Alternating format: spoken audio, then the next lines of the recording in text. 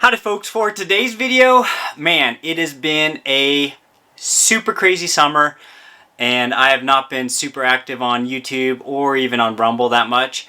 So I wanted to do kind of like a channel status update, let you guys know what I've been up to, where have I been, etc. So as you guys know, my kids are getting older, so now I have a bunch of teenagers. And the teenagers are into lots of different things, sports and whatever. So this summer had us going all over. And you also know that I do a lot of volunteering with the youth groups and stuff. And so we had the opportunity to take the youth down and explore some canyons in southern Utah. And we did this one. It was called Diana's Throne. And you have like a two-part canyon, like the Huntress and the Hunted. So the Huntress is like this first part, and it's pretty cool. It's like a desert canyon with red rock and stuff, and you know, several rappels. And then you exit out of that one, and there's a kind of this bonus canyon that you gotta hike up a trail and find, and then you go through this really narrow. It's a canyon, so you go through this really narrow area, and there's a little bit of water going through it. Yeah, there you go. There you go. No, I'm proud of you. Way to not get in the toxic water. Yes, And then you come out and then you rappel down like a 75-foot cliff or something like that. Anyways, that was super fun. We did that one. We did one called Birch Hollow. We did another one that required a permit, which was like totally awesome. Probably one of the most beautiful canyons I've been in so far. It's called the Subway. And man, that was just amazing. Like the whole, now it's like an all day thing and it's not easy. So you're doing a lot of rock scrambling, hiking, a little bit of, not really climbing, not like rock climbing, but you're more like scrambling. So you're going up, you're going down, you do a few rappels. I think we had like 3 or 4 rappels, and the exit is just so strenuous and like so long. People don't ever talk about that one, but there's this river once you get out of the canyon, and it's so dang cool, you just wind across this river back and forth. I think it's like 3 or 4 miles. Anyways, if you hadn't done all this stuff previously, then it would maybe be like really beautiful and amazing. But then since you've seen all this crazy, amazing, just awesomeness, and you come out and then you just wind on this river, and you know your feet are wet and sloggy and everything, and then you just keep going and going. And anyways, that was an amazing canyon, the Subway. And we had a few little, I don't know if you'd call it a mishap, but we had a kid who stepped on a boulder and on this steep down climb to get into the canyon. And since we were one of the first groups this spring to go through the Subway once it opened, then there's probably a lot and we got like a record number of, like, I guess, inches of precipitation in Utah this year. So I think my guess is that the rain and everything had washed out below the boulder. And so as you know, we were hiking down this steep down climb to get into the canyon, the kid, he steps on it, and luckily we had put on our helmets and everything, our safety gear, but the boulder rolled, and luckily it didn't pin his leg or do anything crazy like that. But he fell over the back and, you know, hit his head on another rock or boulder, and was totally fine because he had his helmet on. So helmets work. Anyways, Subway was amazing. We took the youth camping to multiple places, and I was able to do a squirrel shoot, did a video on that. We also, a friend and I, went up in the mountains and did some, you know, like a varmint hunt, and that was amazing too. Even though we had so we were up in the mountains for 4 days, and it was wet. we came across, and that was this just recently, we had rain, hail, lightning, thunder, snow, and it was just crazy. And our little tents did amazing and kept us dry, but it was probably the earliest I ever went to bed, or you know, the earliest I've gone to bed, like this whole summer and this whole year. Since it's raining and stuff, there's not much you can do out there at night, and so we would just go to bed at like 9 o'clock or whatever. Anyway, super fun. But I've been doing a little bit of shooting, and I've been doing some. I've picked up a bunch of different guns. I got my hands in so many projects that part of this video is to give an update, and then also part of the video is to like see what you guys, let you guys vote on which projects you want me to focus more time on. Now that fall is here, kids are in school, and I'm going to have more time to cast, reload, and go out and shoot. So if you guys don't like chatty videos, then this probably isn't the video for you. But if you want to see all the stuff that I've been working on and maybe some of the guns that I've picked up, then stick with it. And then leave a comment, please, and let me know which projects you are interested in me focusing more time on. Because obviously, I'm going to be doing all this stuff anyways, but I'm not going to have time to make videos of all of it. So if there's something that you really want to know more about, then let me know, and I can focus more of the time to take videos and upload those. I also think I might do some short videos that are just like, hey, look at this. This is what I picked up. This is what I like about it. You know, just really short videos. And then if you guys want more in-depth stuff, you can always comment and let me know. But I've got like this counter full of, or workbench just full of guns and bullets and all kinds of stuff. So I'm just going to go start grabbing stuff and then talk a little bit about it, just super briefly. And even if it's just to say what the model is and why I picked it up. And then if you guys want to know like more about these things, the bullet molds or the guns or ammo or whatever, let me know. Okay, so for those of you who listen to the podcast, you know that I've been talking about taking my Savage Hog Hunter in 308, and that one I've modified it, put it in a chassis with some Magpul furniture and a pretty nice scope.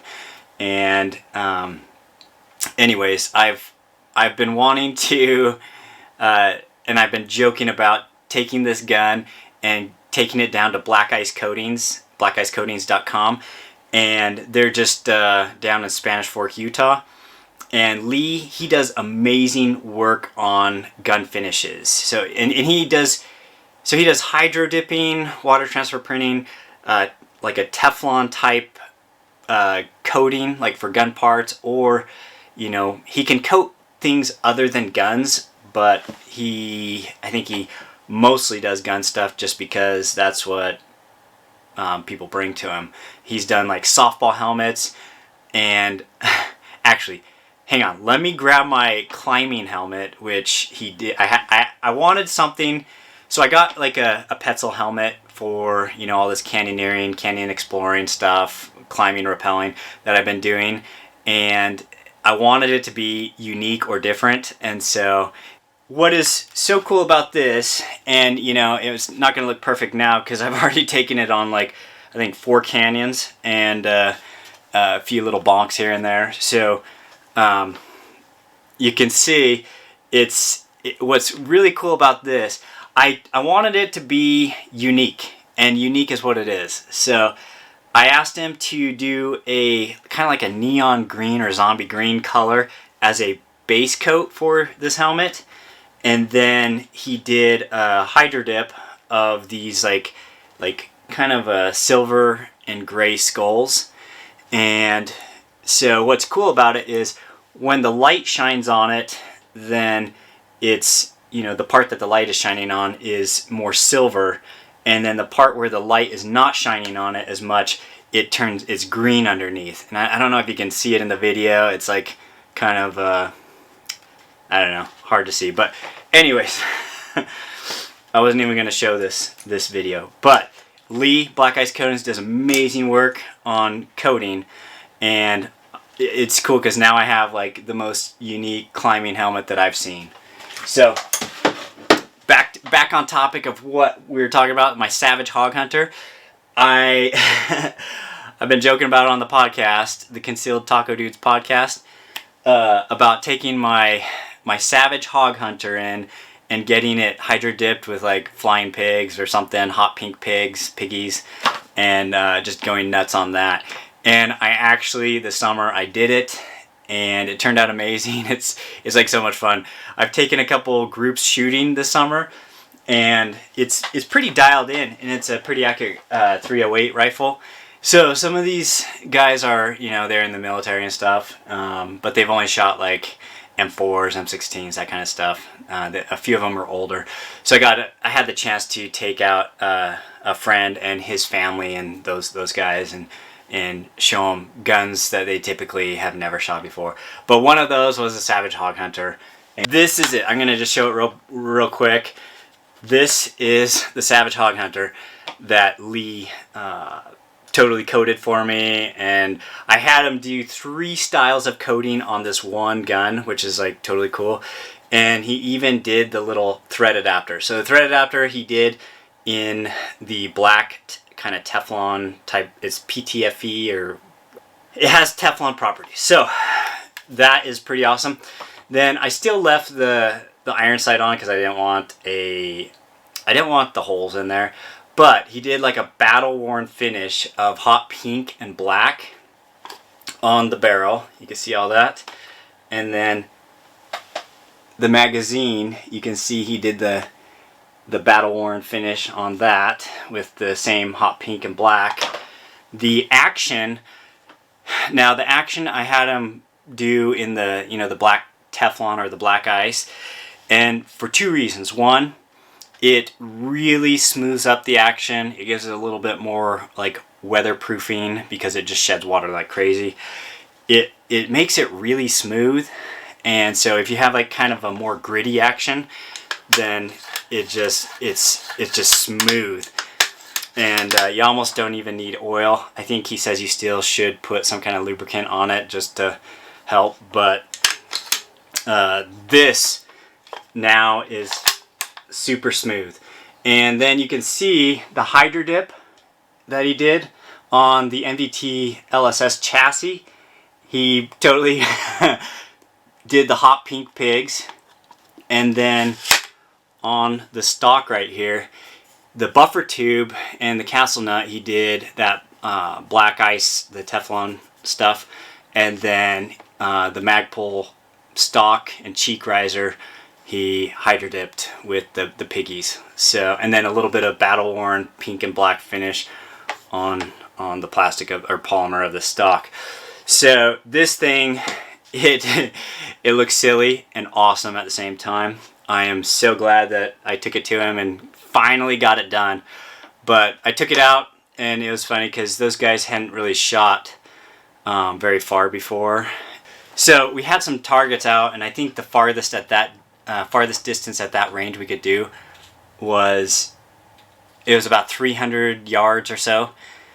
And so we had a couple targets, about that big at 300 yards, and people were just smacking it. And so it was pretty awesome. I had some hand loads of some 160, I think they were 168s.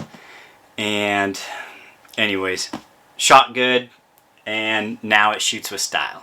So any of you who are wanting to do like some gun coatings and stuff, check out blackicecoatings.com, and you can tell them Taco sent you.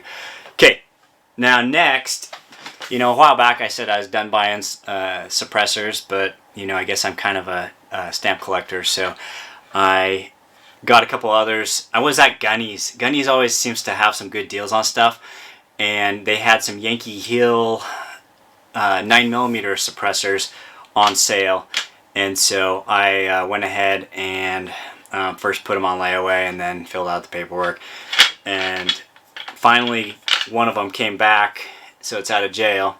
And this one is the Wraith XL, and it's aluminum. It is not a direct thread, but it's a quick attach with the kind of like that ratchet locking system, whatever. Anyways, this suppressor works great. I like how it mounts tight, and I just wanted something inexpensive to put on the 9mm PCCs, the pistol caliber carbines, that kind of stuff. And so I threw it on this 9mm AR-15 that, you know, I built, and kind of a goofy looking one, but you know, it's a lot of fun. That suppressor really, so far, it's kind of like no frills, but it was inexpensive and it works really well, especially for the cost. And don't know how durable it is, being all, you know, aluminum, but you know, how durable does it have to be shooting like 9mm all day, right? So another pickup that I had was this one right here. This is a pawn shop find, and I was able to get this PSA 6.5 Creedmoor AR-15 or AR-10 from a local pawn shop buddy. He let me know about this one, and he gave me like a really good deal. I think I got it for like under 600 bucks, and I got it in a combo pack with a high point 45 ACP carbine. I shot that thing out, or not out, but I took it out and shot that, and it actually shot really well, even with like the little plastic rail and iron sights and stuff. Like I hit everything with it, but I ended up selling it because I don't know, just wanted the cash for other projects. But I picked up this one and that at the same time, and I think it was like 700 bucks for both. So totally awesome. I have not shot this yet. As you can see, no optics on it. I need to take it out and see, like, I see that it has an adjustable gas block. I got to see if it just cycles and if it shoots okay or not or what. But if you guys are interested in this one, let me know. I've also thought about swapping out the barrel from 6.5 Creedmoor and then just going with 308, because I got multiple semi-autos in 308 and a bolt action like the Hog Hunter that I was just showing you in 308. And so I don't know if I want to beat up all my 6.5 Creedmoor brass with this. The AR-10s are a little bit rough on brass, but I don't know, we'll see. Maybe if it shoots really good, I'll keep it and put a decent scope on it and stuff. The next thing on the list to show you guys is this. This is the Troy Pump AR. It's the PAR, and this thing, I wish I could totally show you the process of modifying it and stuff, but YouTube doesn't allow me to do that anymore. So I will just talk about what was changed on it. So you might notice that the ejection port right here is a little bit bigger than normal, and that is because this was chambered in 223. I picked this gun up at Gunny's. Wyatt gave me a really good deal, and he wanted me to, you know, play around with, you know, different calibers and stuff, and I said, yeah, that sounds great. So the first caliber that came to mind for me was 458 SOCOM, because why not? So even though it came in 223, I have this in 458 SOCOM. I have another barrel in 277 Wolverine from Mad Dog Weapons, and if you guys have heard of the 277 Wolverine, it's like a 95% of a 6.8 SPC, but it is it's awesome because it uses just a 223 case that's shortened and necked up to 277. So I kind of want to get another one of these guns, or an upper, and put the Wolverine barrel on so I can have it in 277 Wolverine as well as 458 SOCOM. It's like the two extremes, right? Little bullet going pretty fast, and then a big bullet going really slow. Really big bullet going slow. And this one I just threw on an Athlon Helos BTR. And I will say that, so I've always been a fan of Vortex, and I still am. But Athlon has been making some pretty good scopes and for some pretty good values. And so you'll probably see in my upcoming videos that I'll have a lot more of the Athlon scopes, because I've been pretty happy with them. I have picked, well, I'll talk about that one a little bit later. But this one, LPVO, is really clear. I like it. and it works well on this style of gun where it's a pump action and it's 458 SOCOM. Not like I need a whole lot of magnification, and I also don't want a big scope piece right in front of my eye, that, you know, because of the recoil. So when I first had this, bought this, then it had like a hard plastic butt pad, and all it took was shooting like a couple times with the 458 SOCOM, and I knew I needed something different than hard plastic or aluminum, whatever it was. And so I went to Gunny's, again, this is my favorite local gun shop, and I picked up this shotgun butt pad, and this, it's a Pockmeyer, I believe. This thing, man, world of difference. But it's cool. This, you know, it has a folding stock, and it's pump action, and you'll notice it locks, and so there's a little release on the bottom that allows you to like pump it. So to do this in 458 SOCOM, all I had to do is open the ejection port. I took it to NOE, and the machinist down there built a fixture to connect to the AR-15 or the upper receiver, and then just milled out, opened up the ejection port.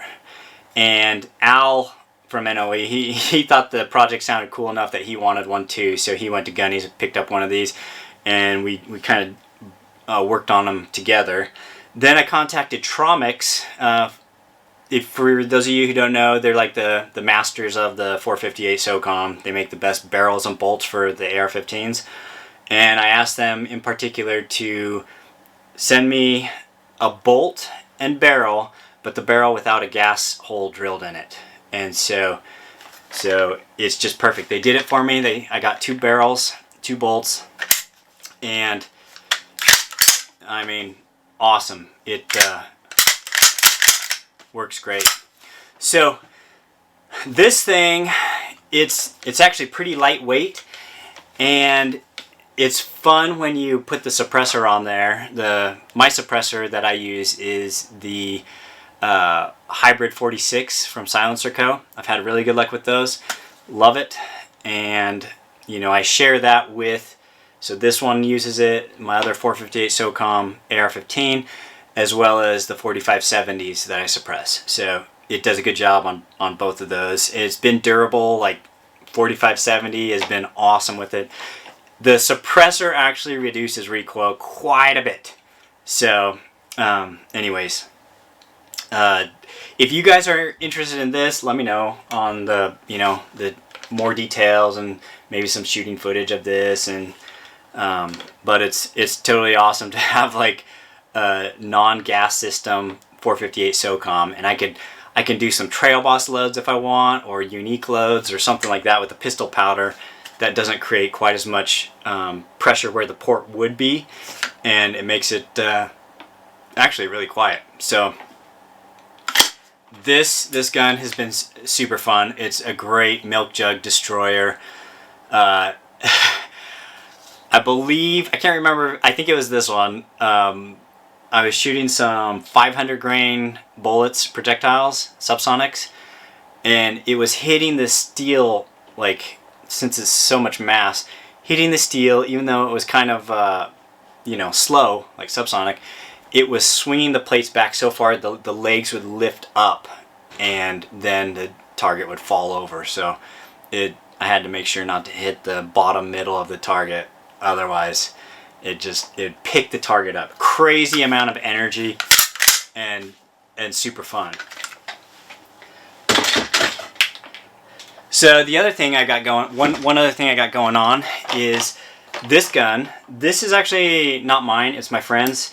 And the funny thing about it is it used to be mine, but I sold it to a friend, and then my friend gave it to his son. Now his son is an adult and everything, and he brought it over because the extractor on this Marlin 336 broke. And so the reason I brought this up is, you know, if you guys are wanting to watch the video of the takedown and the replacement of the extractor, let me know, and I can, you know, get some camera angles and talk about taking it off and how to replace the extractor. It should be pretty easy. I've not done it before, but from what I can see, it looks pretty easy. So I have a replacement part on order, and it should be coming. But yeah, anyways, this is a cool gun. I bought this one when there was a store called Van Wagenen's, and I went in and he had two 30-30s, and I asked him if he would give me a deal if I bought both, and he did. So I bought both. Anyways, now the next one I have to show is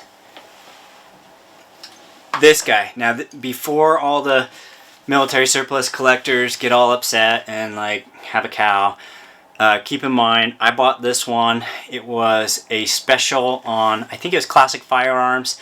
This was like a few years, maybe more than a couple years back. It's maybe 5 years ago or longer. They had a deal on these Swedish Mausers, and these are the 38s. And this one is not a collector, okay? So this one I got cheap because it had a split stock, and I think I did a video on the repair of the stock. I showed it after I had got it fixed, but the stock was totally split, and the you know, it had the barrel threaded to the old Swedish Mauser threading, and I didn't mind changing the threading, you know, mess up the value or whatever, but there's no matching serial numbers, so this one came, I think it was Samco or somebody was doing the conversions of drilling and tapping the receivers, so it had everything going wrong for it as a collector, right? Like not the matching serial numbers, and drilled and tapped receiver, and broken stock. So I thought it'd be fun to make it my own and make a little 100-year-old, actually it's over 100 years old right now, but kind of a modern mix of this gun. So I had a rail put on here using the holes that were existing, the drilled and tapped. I put some rings on. I also put this awesome cheek riser on there, and Bradley cheek rests. These are the best cheek risers, cheek pieces that I've ever used and I've ever seen, and I actually have like 3 or 4 of them, and they are the best because you can adjust it, you can adjust the cant, you can adjust the height, and it holds nice and tight and firm. So if you guys are looking for a cheek riser for a hunting rifle or something, and you don't want to, you know, drill your stock, or you're tired of the floppy ones on Amazon or whatever, then take a look at Bradley cheek rest. Anyways, put an Athlon. This one is a Helos BTR Gen 2, and it's a 4-20, I believe. Yeah, 4-20. And I got it mounted nice and low. And then I took the barrel, well, I took the gun in and got it threaded to 1/2x28, and I put this custom silencer on there that was made by a friend named Jeff, who also did the machine work on my High Point years ago. And so he did this fully welded titanium suppressor, and it's for the 6.5, and it sounds amazing. Thanks, Jeff. I don't know if you still watch my videos on YouTube or not, but thank you so much. And when he was making it, I asked him if he could make it with so it would have compatibility with my Silencer Co. Parts. So the adapters and everything, the muzzle cap, everything is compatible with the Silencer Co. threading. So it's awesome, weighs hardly anything. This is a fun gun to like take out and shoot, you know, if you're wanting to have a little bit of nostalgia with a mix of modern awesomeness, then that's what this is. Nice. That thing almost like knocked the thing over again. Let's go. That's way fun. if you guys want a video on this more in depth, let me know. I can talk about this gun like all day. It's awesome. Okay, this next one is kind of heavy. So this was an AR-15 build that I did a while back. I wanted something. I don't know. I was on a kick for, I don't know, using 223 to plink long distance, I guess you could say. So when I take the young men out, the boys, the scouts, whatever, then this gun's really cool to have them try out, because we'll start out from the back and then work forward. It's the Looooong AR stock, the fixed stock, and the grip I have on there is a Looooong AR grip also. This gun's actually really heavy. And just have an Anderson lower. I believe I have a CMC trigger in there, and the Trumpisher lower.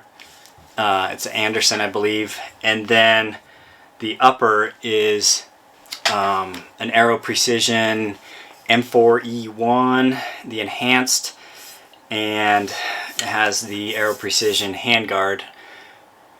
And just a regular gas block, but it's rifle length, and I have a black hole weaponry.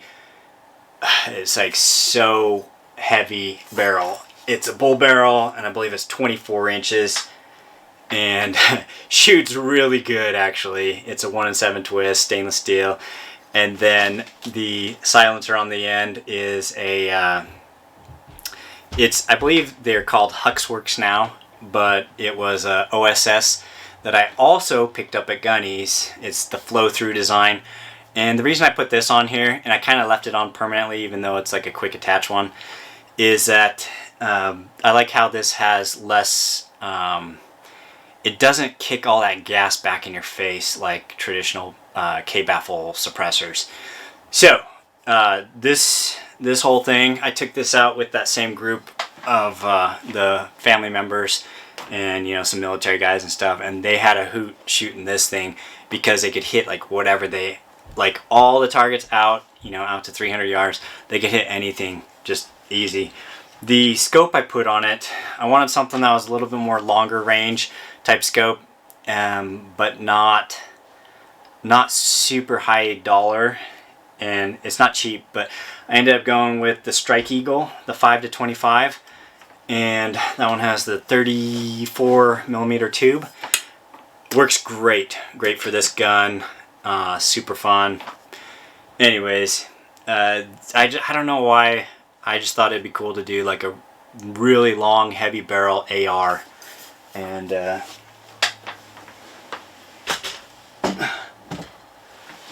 okay, next up I have from Palmetto. I was on a Palmetto spree. I don't know if it was last year, late last year, or this year, or both, or whatever. Palmetto, in my opinion, has been killing it with their stuff. They've been making awesome stuff.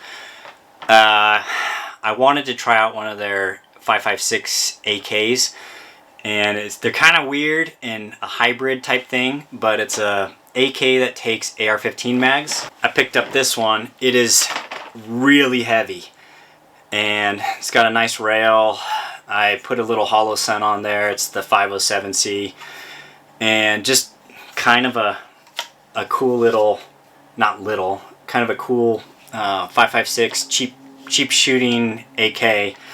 The mag release is kind of funny. You can push it forward, and when you push it forward, it actually, you know, will release it the same way as like an AR, or you can use the AR release. Kind of weird how they do that, but cool at the same time. Put a Magpul stock on it, and it is the folding one. Works good. Have a cheek riser that matches the height of the hollow sun. And anyways, the brake is loud. I usually don't like brakes, but you know, AKs are generally loud anyways, so. On eBay I picked up 2 barrels. They were 9 by 25 Dillon, and it's a 10mm case, neck down to 9mm. And I got one for my Glock 29 and my Glock 20. And it's kind of like a 357 SIG, but a little bit better in my opinion, a little bit more potent. And so I was able to secure some dies and start playing around with that.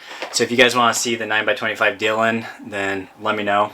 It's always kind of fun with Glocks how you can, they're chunky, blocky guns that are pretty versatile with accessories.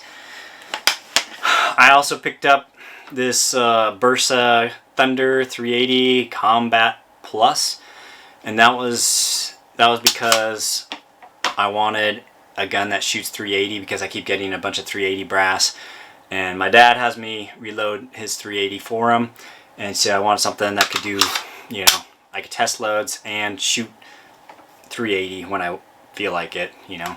This gun actually shoots pretty good. I was surprised. It's cheap, got it at Gunny's, and you know, it was a good deal.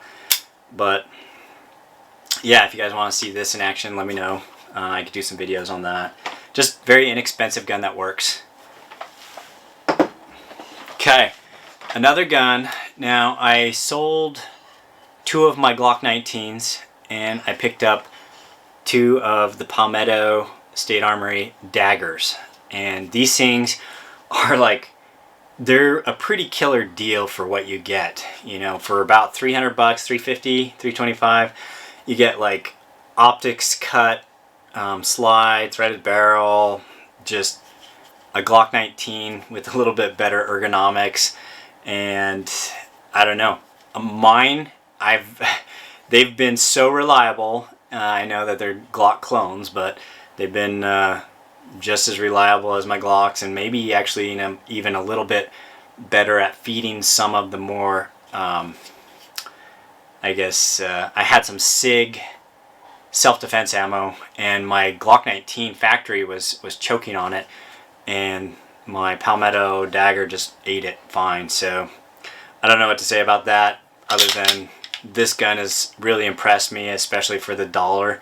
It's hard to beat these things. So if you guys are looking for you know, like a Glock 19 sized handgun and you're on a tight budget, I would seriously take a look at one of these. They're awesome. Okay, another thing I found at Palmetto was this was a little while back too. I wanted a full-size 1911. I had sold my Springfield. It was just like a 1911 A1 or A2. Anyways, it was just kind of like a plain Jane one. And so I wanted to replace it. But I don't love 1911s. And anyways, came across the deal for this guy on Palmetto. And it was like maybe $375. And it's a Taylor's & Company, but you know, of course, they always have other guns manufacture and they modify, or they have the companies make it to their specs. But this one, I believe, was Rock Island Armory, and I've had really good luck with theirs. This one's called the M1911A1 FS Tactical. It's got the rail. So just the front sight is a fiber optic, and the rear side is just an adjustable. I want to change that, but it's got white dots. Cool gun, works good, shoots good. Haven't had problems with it. So you know, if you want to me to do an in-depth review on that, let me know. And okay, I think that might be it as far as guns. Oh no. I decided to, with a friend, both of us decided to get some Aero Precision Solus rifles in 6mm Creedmoor. And so we picked up twin guns, identical, and then we put on twin scopes so that hopefully, you know, when working, I know each gun shoots differently, but we were thinking that if we could find a load that works good in both guns, then we can just load together and shoot together. And he's trying to get into a little bit more longer range shooting and tactical, you know, or competition type stuff. So I found these Athlon Aries ETRs on sale, and 4.5 to 30. So 4.5 to 30 power magnification. I've been impressed with this scope. The turrets look great, sound great, feel great, and so I need to actually take it out and put some rounds through the barrel, and well, I need to make some ammo for it first. But super excited about this. I've been really happy with, you know, just the overall look and feel of the Aero Precision rifle. This one's a basically a 7.5 twist, and with the barrel, and everything's really smooth. I like how the rail is machined into the receiver, so you don't have to deal with screws and mounting scope base to this rifle. It just basically came ready to go, threaded barrel and everything in the chassis. So excited about this. Okay, I've also been doing a lot of casting, or at least I did a lot of casting before I got busy in the summer. And I've been playing with zinc bullets. So I have all these 40 cal zinc bullets right here. I also have some 40 cal bevel base, or like I think it's a bevel base. These grooveless ones, both of those are from an NOE mold that I got. And I also have these that I've cast up. These are the 458 sized bullets from the hollow base. You can see it has like a nice little hollow base there. And these ones I still need to coat and load and shoot. I was thinking these would be perfect with like a Unique or Trail Boss or something in the 458 SOCOM, and with that bevel base and stuff, and make some pop gun loads. Although it's still, I think it's like at least 300 grain bullets, and so it's hard to call that a pop gun load. But making some subsonic 458 SOCOMs with pistol powders would be kind of fun. And I've coated these ones. These are some hollow point 458s. I think these might be the 600 grain mold, but with the hollow point, it's, I don't know, maybe like 500 or so. I picked up the NOE mold that does, it's in 308 or 30 cal, and it is the Sammy spec mold that he called it. I guess that's what he called it. But it's a grooveless. It has it's gas check mold, grooveless, designed to be powder coated, and it has supposedly after powder coating it should fit this Sammy spec 308 chamber. So need to try these out. I really want to try them out in the Hog Hunter. I also want to try them out in some of my semi-autos, because if I could shoot my semi-autos a little bit cheaper in 308, amazing, right? I also have that one mold I talked about earlier, maybe beginning of summer. It's a hollow base 45 cal. It's almost like a little wad cutter, semi-wad cutter looking mold, but I wanted to load these in the 45 Colt and just have some like kind of cowboy action loads that are just like, you know, little, I guess, yeah, I keep saying pop gun loads, but these are more pop gun than those 300 grain ones. But I have these coated, sized, everything, cast coated size, and so I just need to load them and shoot them. And oh man, this one's heavy. So I also, with that same mold that does hollow base, and there's different pins, there's some flat base pins, you can see that the base is like perfect. It's a nose pour mold, and in 458 for the 458 SOCOM and 4570,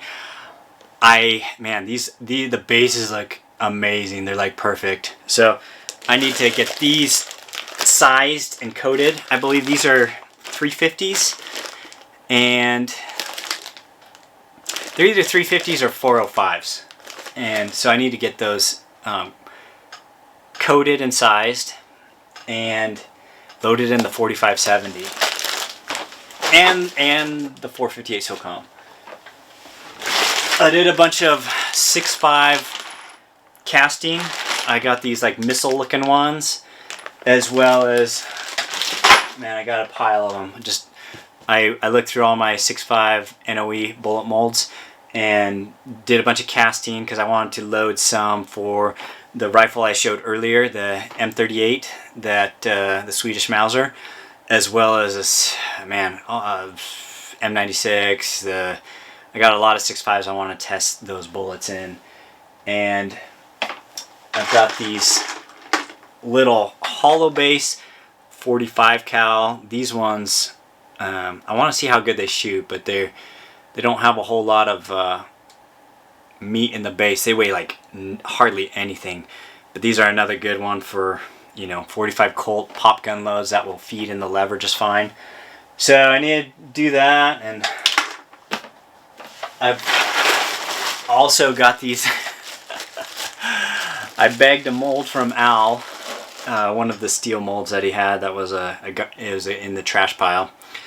And what it was is it's a double drilled, so drilled one bullet style, and then they drilled another one after, you know, for testing out, getting the machining precise.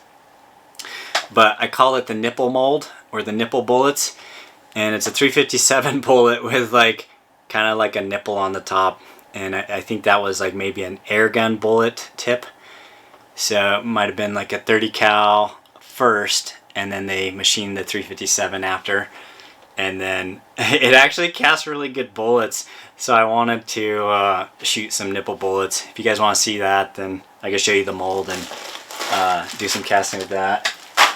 I've got these big heavy, this is my candy dish, these big heavy, I think they're 300 grain 452 or 454 caliber bullets that were cast using an NOE mold. And this one, I believe, heavy subsonic 45 Colt, the cowboy cases, I believe, or you could put it in the 45 Colt and then shoot it in the 460 Magnum. And so I got to play around with these two to see. Those seem like they would be so much fun in the 460, shooting a heavy, you know, heavy bullet, big nose. And I forgot to mention this gun. This is one of the used guns I picked up, and it's a PX4 Storm, and it's the one that has like the rotating barrel. It rotates and locks. I wanted a 40 cal gun, just 40 Smith & Wesson, because I sold my previous ones, and so I wanted one that I could shoot all my 40 cal brass with. And you know, now that I have a bunch of 10 millimeters and stuff, you know, I have the molds, I have the bullets, might as well have a 40 cal so I can shoot the brass instead of just collect it and then give it away. So, but I've shot this, I've loaded and shot this. It's pretty fun. It actually handles recoil like quite well. That rotating locking barrel is kind of weird, but it works. So I have more zinc bullets, and I'm just going to throw this out there. I've actually had really good luck with the zinc bullets in revolver cartridges, like lever guns, like 45-70, 44 mag, 45 Colt. I have not had good luck with the 30 cals and trying to push it like in 308. I almost had a video done, but it was like a fail video, and so I just didn't. I got super unmotivated to post the findings, but my 308 bullets were just kind of, I couldn't hit a barn at like 100 yards or something. And so I've actually never loaded ammo that inaccurate before, and so I need to go back to the drawing board on 308 and what powder and stuff to load, what load data to use. And I don't know if zinc, like faster loads of rifles, like if zinc is the right purpose for it. I know it works good in the lever actions to go faster, lighter and faster, and some of the handguns, lighter and faster, works good. But rifle cartridges still has yet to be seen. Maybe the 300 Blackout would be a good cartridge, but I don't know. Still need to do some testing. Maybe my bullets weren't cast super good.